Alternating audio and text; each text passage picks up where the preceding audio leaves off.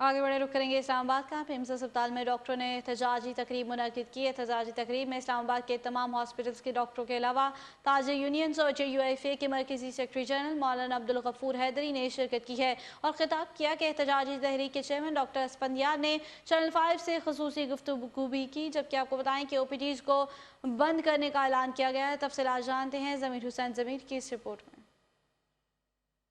डॉक्टरों ने एम्स की नजकारी के खिलाफ एहतजाज किया और हुकूमती इकदाम की मुखालफत की। इस एहतजाजी तकरीब में इस्लामाबाद के तमाम हॉस्पिटल्स के डॉक्टरों के अलावा ताजर यूनियंस और JUIFA के मरकजी जनरल सेक्रेटरी सेनेटर मौलाना अब्दुल गफूर हैदरी ने भी शिरकत की और खिताब किया।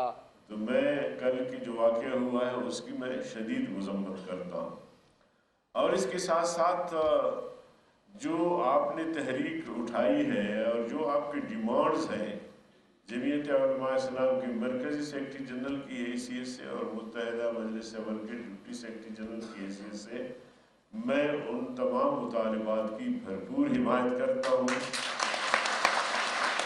हमारी पूरी कोशिश होगी कि अगर बिल सेनेट में आता है तो इंशाअल्लाह हम उसको पास होने नहीं देंगे। इस एहतजाजी तकरीब के बाद तहरीक के चेयरमैन डॉक्टर अस्फंदियार ने चैनल 5 से खुसूसी गुफ्तगू की और लाए अमल पे बात की।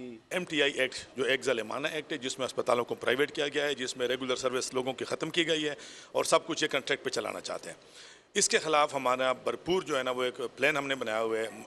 मंडे से हमारे दो घंटे का टोकन प्रोटेस्ट होगा जिसमें हमारी OPD बंद रहेगी और हम हुकूमत को एक हफ़्ते का टाइम देंगे।